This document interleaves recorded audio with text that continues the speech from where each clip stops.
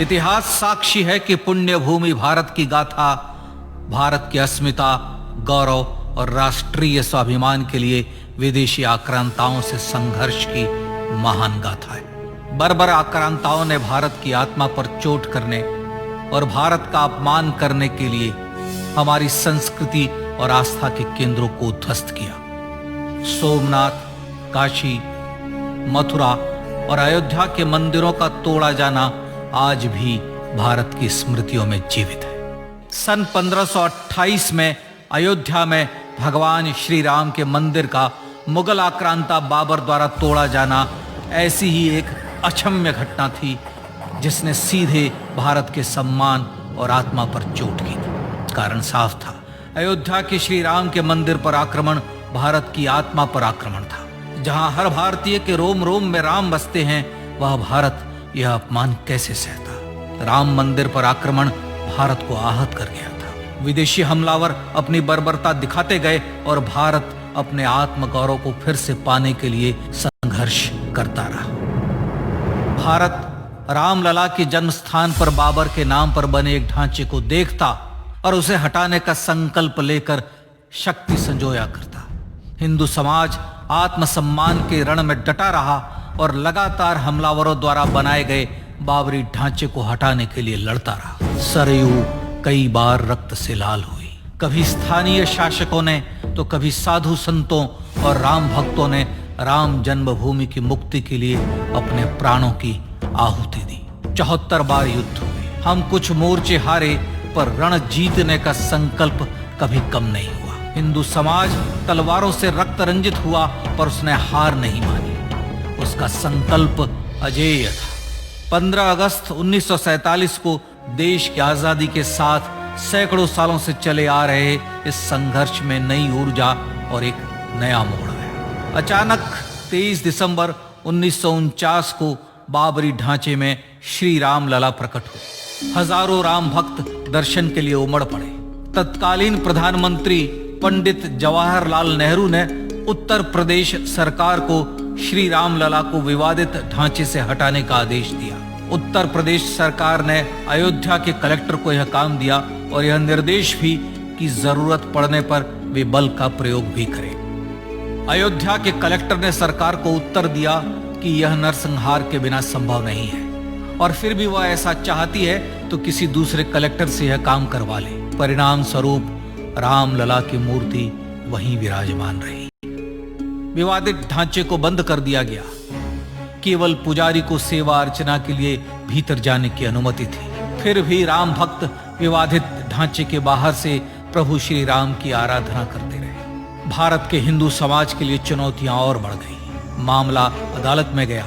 विपक्षी दलों द्वारा अदालत में भगवान श्री राम के अस्तित्व पर सवाल उठाए गए। उनके अयोध्या में ही जन्म लेने का प्रमाण मांगा गया। भारत का जनमानस अब आहत हो उठा था।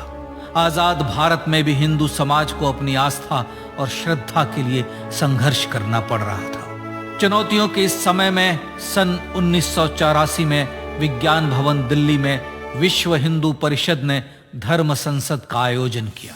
इस संसद में देश भर के संतों ने राम जन्मभूमि की मुक्ति के लिए आह्वान किया और राम जन्मभूमि मुक्ति यज्ञ समिति का गठन किया।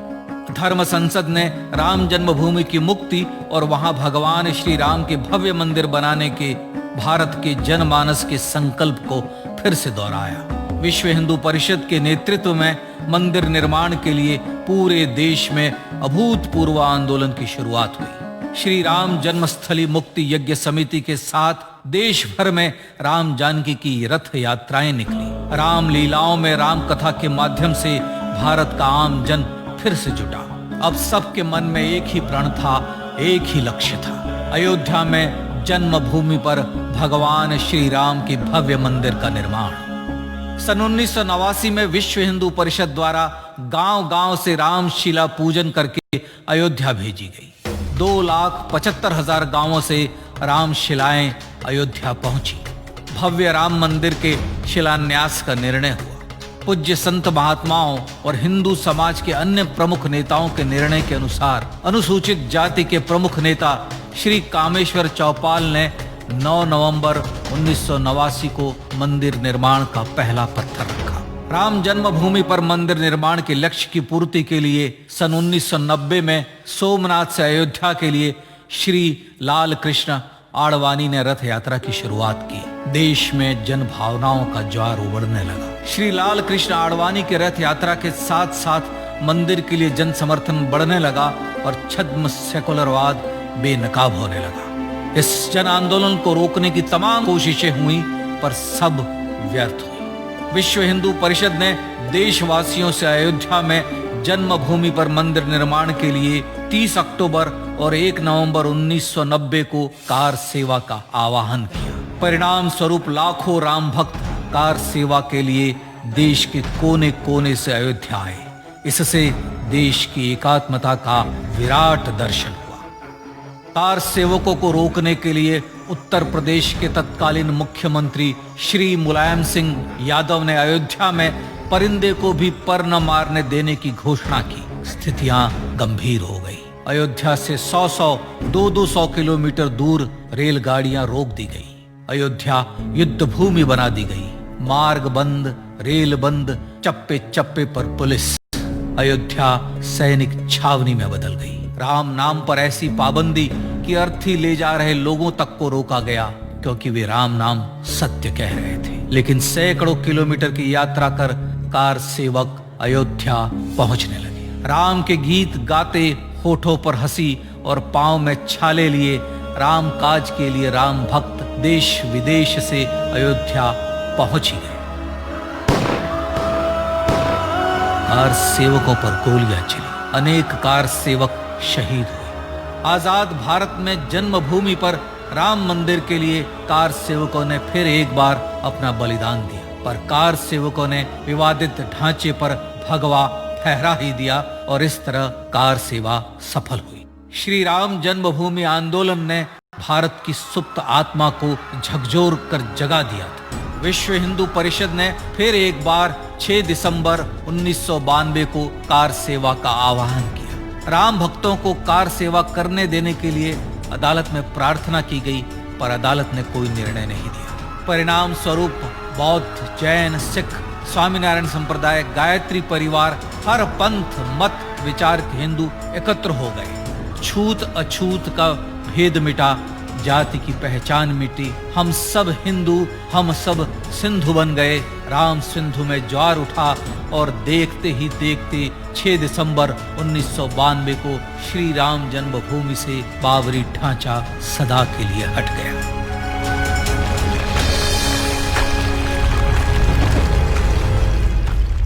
यह क्षण शौर्य, न्याय और सत्यमेव जयते का क्षण था। यह तो धर्मस्ततो जय का क्षण था। पर संघर्ष की गाथा यहां जाकर भी नहीं रुकी। छद्म सेकुलरवादियों द्वारा भारत और भगवान श्री राम के इतिहास को झुठलाने के लिए अदालतों में चुनौतियों का सिलसिला चलता रहा, जो 1950 से चल रहा था। हिंदू सिखों के बीच से गुजरते हुए भगवान श्री राम का दर्शन करने के लिए विवश थे। यह स्थिति थी आजाद भारत में श्री राम और राम भक्तों की। पर सत्य को तो जीतना ही था। आखिरकार देश के सर्वोच्च न्यायालय के 5 जजों की खंडपीठ ने 9 नवंबर 2019 को ऐतिहासिक निर्णय दिया और यह कहा कि अयोध्या जन्मभूमि परिसर की पूरी 67 एकड़ भूमि रामलला की। और न्यायालय ने भारत सरकार को जन्मभूमि पर मंदिर बनाने के लिए एक ट्रस्ट बनाने का आदेश दिया।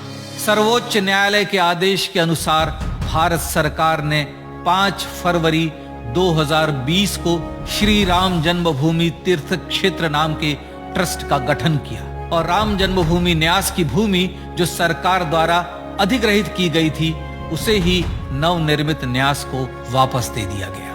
5 अगस्त 2020 को भारत के प्रधानमंत्री श्री नरेंद्र मोदी ने श्री राम जन्मभूमि तीर्थ क्षेत्र के अध्यक्ष पूज्य महंत नृत्य गोपाल दास, राष्ट्रीय स्वयंसेवक संघ के पूज्य सरसंघ चालक डॉक्टर मोहन भागवत एवं उत्तर प्रदेश के मुख्यमंत्री श्री योगी आदित्यनाथ की उपस्थिति में श्री राम जन्मभूमि पर भगवान श्री राम के भव्य मंदिर के लिए भूमि पूजन कर निर्माण कार्य का शुभारंभ किया। इस तरह लगभग 500 वर्षों से राम जन्मभूमि की मुक्ति के संघर्ष का पटाक्षेप हुआ। अपने आत्मसम्मान और राष्ट्रीय अस्मिता के लिए इतना लंबा संघर्ष विश्व के इतिहास में बेजोड़ है। श्री राम भारत की आत्मा, भारत की परिभाषा, हमारे राष्ट्रीय आदर्शों और जीवन मूल्यों के प्रतिनिधि मर्यादा पुरुषोत्तम हैं, जो हर हिंदू के होठों पर जन्म से मृत्यु तक रहे। बस यही हर हृदय में प्रार्थना होती है। राम भारतीय राष्ट्रीय स्वाभिमान और आसेतु हिमालय से समुद्र पर्यंत तक जन जन को एकात्मता के बंधन में बांधने वाले रक्षा सूत्र है। अयोध्या स्थित श्री राम जन्मभूमि पर बाबर का हमला वास्तव में भारत के स्वाभिमान और राष्ट्रीयता पर हमला था। प्रधानमंत्री श्री नरेंद्र मोदी द्वारा श्री राम जन्मभूमि पर राम मंदिर का पुनः निर्माण न केवल बाबरी मानसिकता का पराभव है, बल्कि संपन्न, सुखी, सुसंस्कृत, सर्वशक्ति संपन्न स्वराष्ट्र का सूर्योदय भी है। यह उस राम राज्य की दिशा में वह कदम है जिसकी अभिलाषा राज राजेंद्र चोल, कृष्णदेव राय, छत्रपति शिवाजी महाराज से लेकर महात्मा गांधी तक ने की थी। अयोध्या में जन्मभूमि पर भगवान श्री राम का मंदिर न सिर्फ राष्ट्रीय गौरव होगा, बल्कि वह श्री राम के आदर्शों का राष्ट्र मंदिर होगा। अब वह महान संकल्प पूरा होने जा रहा है। आइए इस राम यज्ञ, राष्ट्र यज्ञ में जिन ज्ञात और अज्ञात भारतीयों ने अपनी आत्माहुति दी है, उनका पुण्य स्मरण कर उन्हें श्रद्धांजलि दें।